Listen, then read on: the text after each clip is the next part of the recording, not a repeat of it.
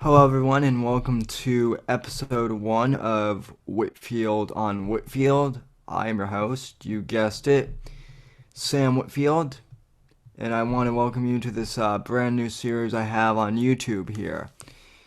This is part of the NGC Media channel here on YouTube, and you'll have to excuse the bad hair day I'm having today. Whenever I wear these headphones, I use them for podcasting and broadcasting. I do use earbuds, but I don't like them for when I'm doing radio or any sort of podcast production work.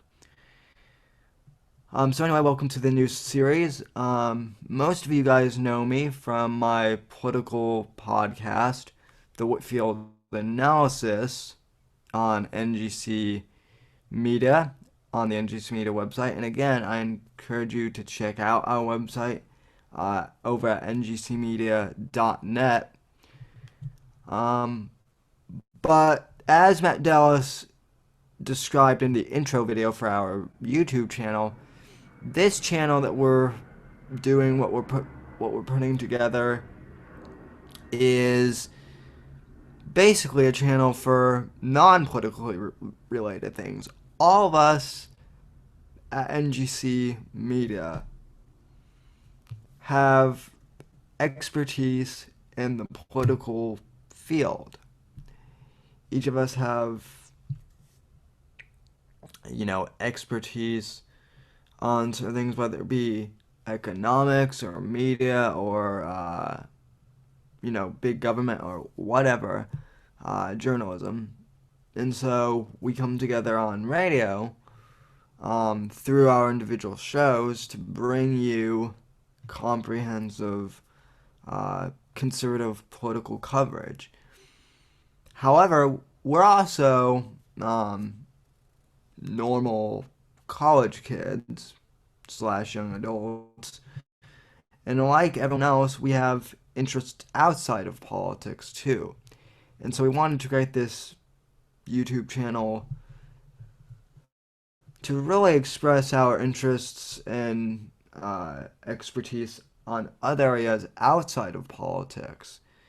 And Matt Dallas really explained that in our introduction video, so I'm not going to rehash his video too much, but I do want to explain to you briefly who I am outside of politics and what this series is going to be about primarily. So Whitfield on Whitfield is basically just my video blog on life, basically.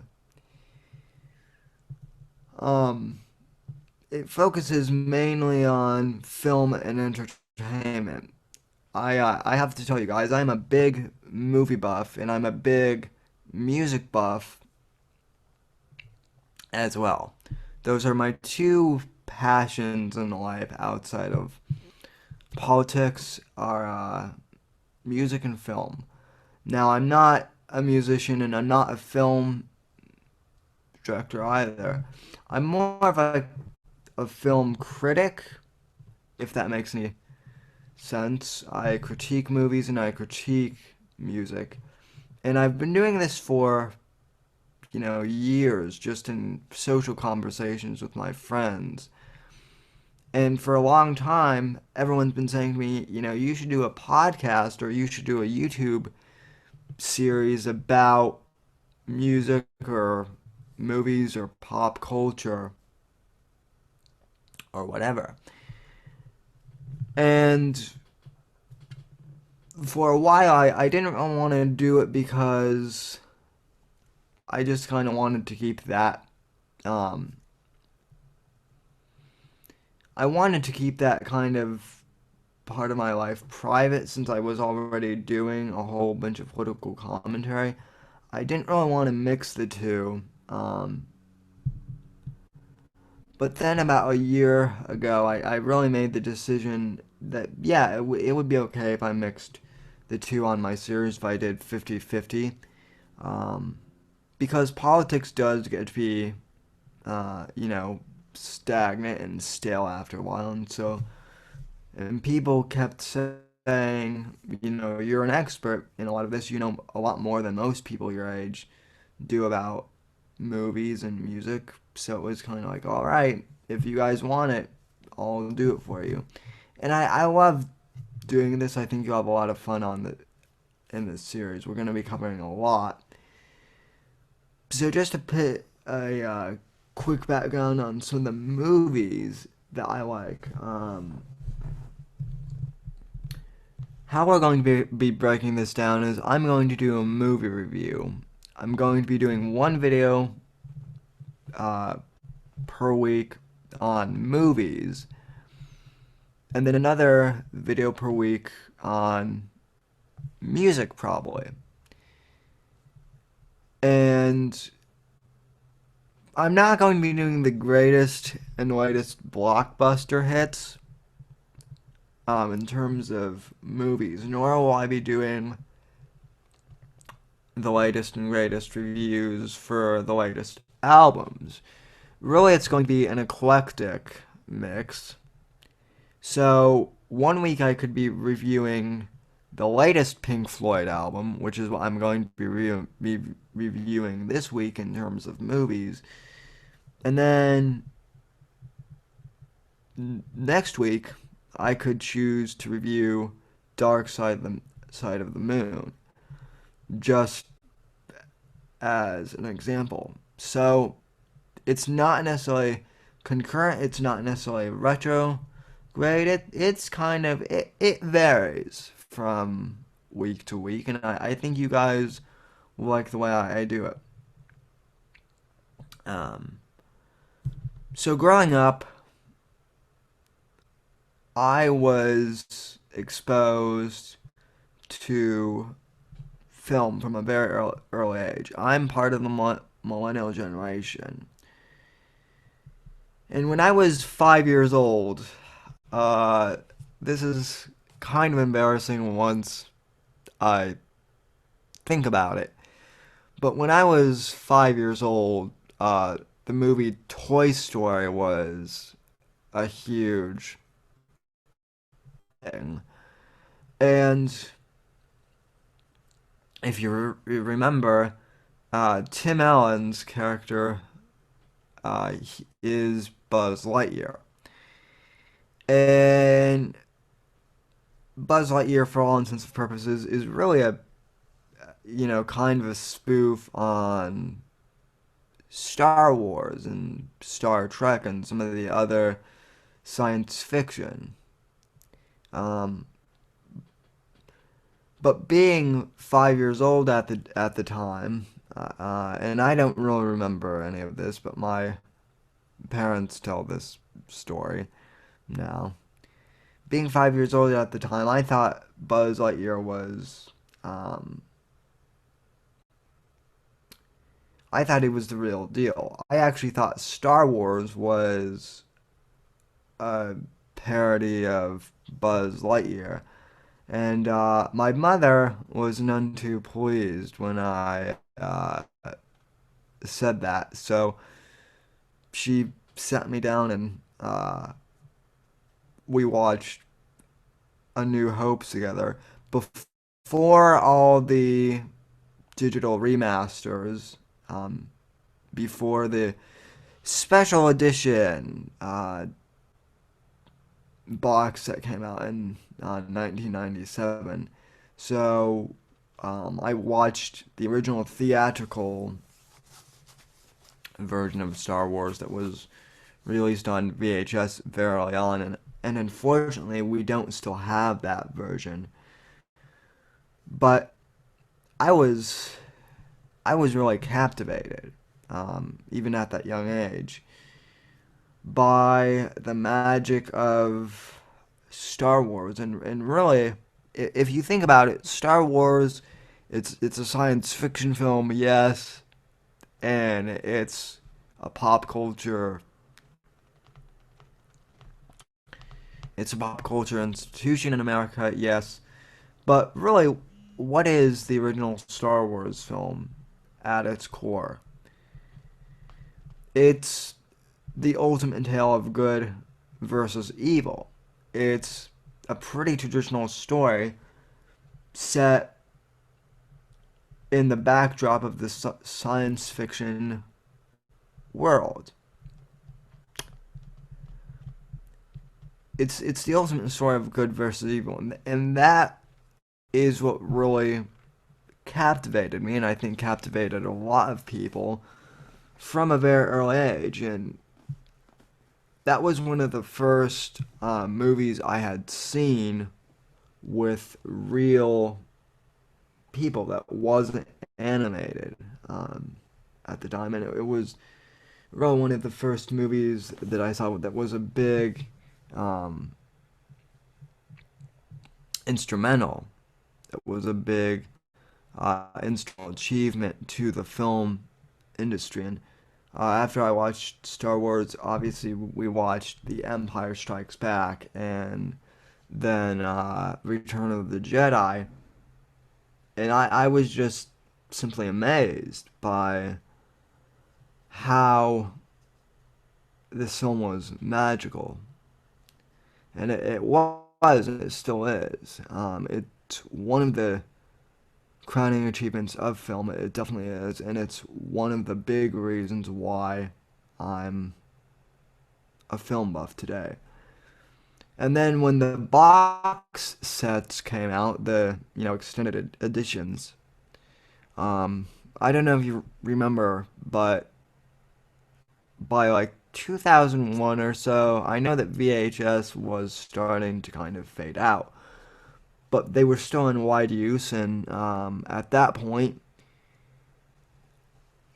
the VHS, the length of the actual tape was long enough now to where they could add like stuff like bonus features and commentary tracks. And my father was very interested in behind the scenes footage and how the movie was made. And so whenever he would watch one of those, I would inherently just watch with him. In the beginning, I thought that the behind the scenes stuff that was just like part of the movie, inadvertently. And then once I was old enough to really understand the difference,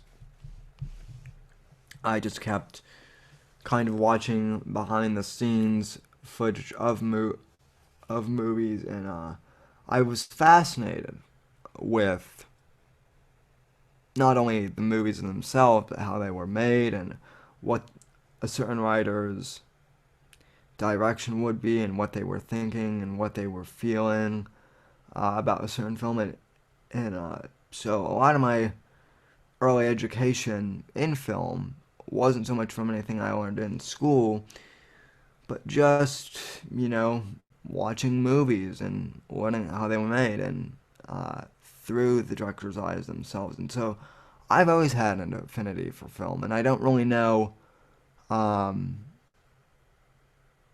where, why I have an affinity for film, or where it necessarily comes from. I just know that I do, and the earliest memory I can trace back to it is watching Star Wars, as I just described. Um, Now, my my two favorite movies, and these are both trilogies, are number one, The Godfather, and number two, Star Wars. And I will include the prequels in the Star Wars saga because really, I have to be honest, I'm not one of these people that hates the prequels.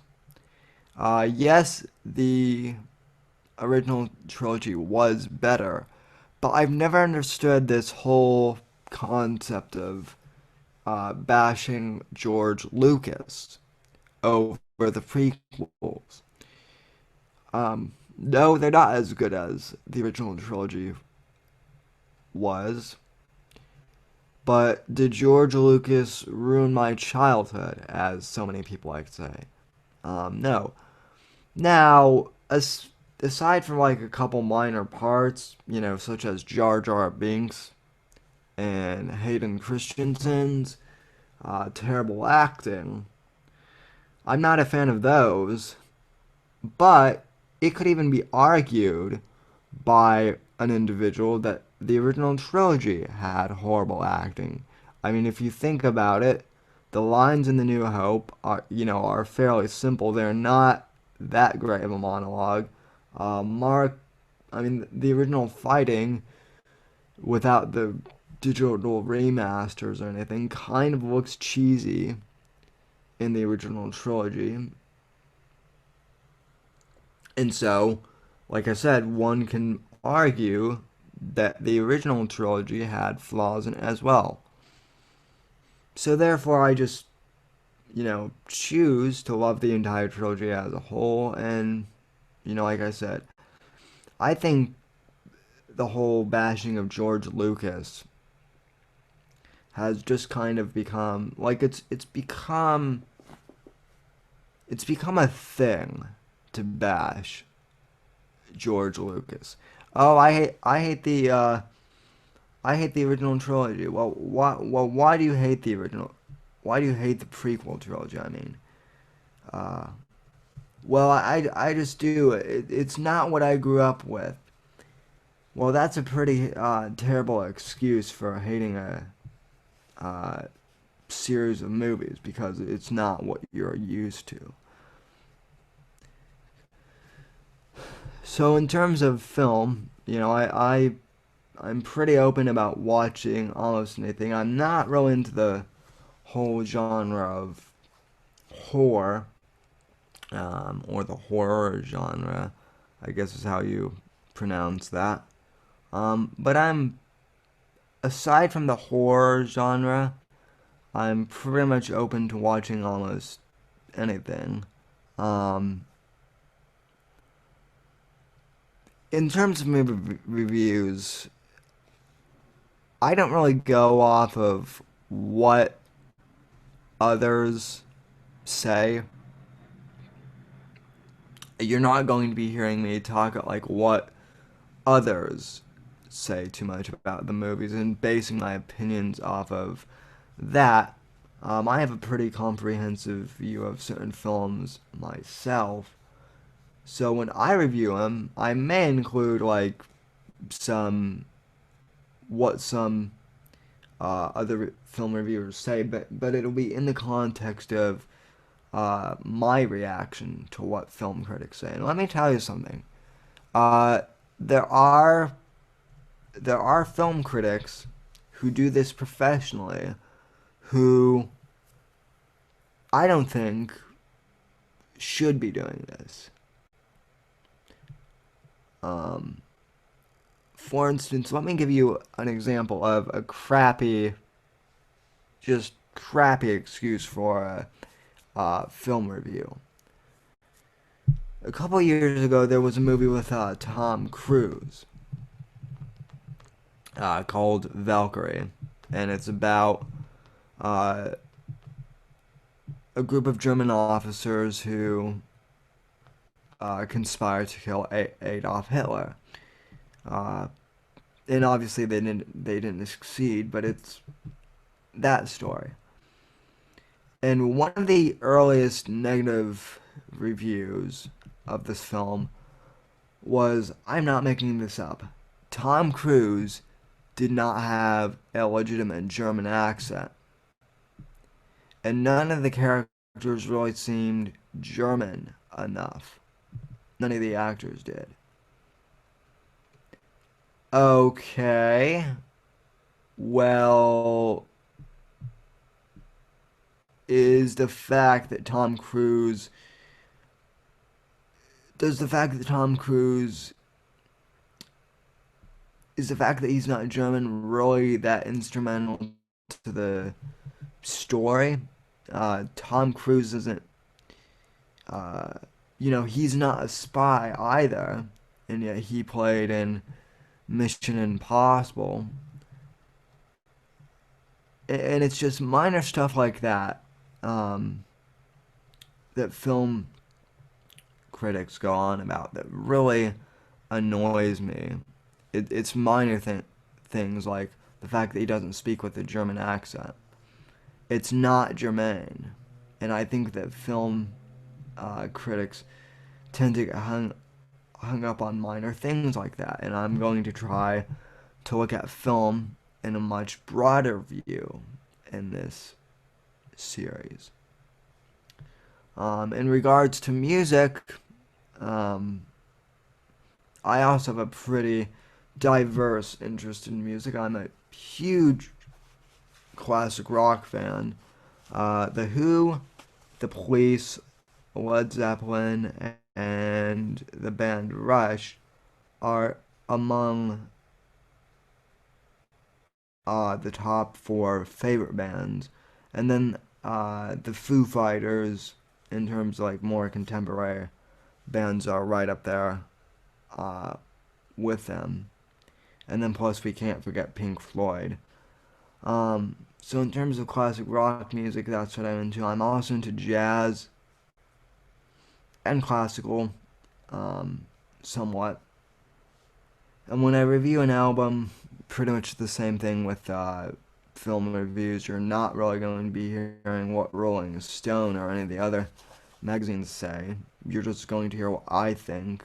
And I'm not really going to dissuade you to watch a movie or to not listen to a album, because it's really, I believe that it's your ultimate choice. And I'll make my case, but when it comes to music and movies, I think that it's up to the individual really to decide what they like.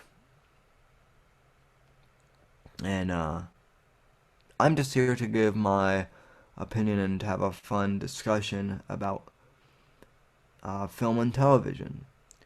So I know I've been ranting on a while about myself, and I'm going to try to not do that during the reviews, but this is just kind of an introduction, so I wanted to kind of introduce this series. And I hope you enjoyed watching, and we're going to have a live stream of these every time we do one, so I'll try to kind of schedule these pretty well in advance. Some of them won't be live, but most of them will be. Um, what are your favorite movies? What movies do you want me to review for you? Um, I'm open to movie recommendations, and I'm open to music recommendations as well. If there's anything that you'd like me to review, feel free to email me, samwhitfield@ngcmedia.net. You can follow me on Twitter at samw_ngc, hashtag Whitfield on Whitfield for this series. Again, folks, I want to thank you for watching this introduction video to Whitfield on Whitfield, and I'll see you in the next video.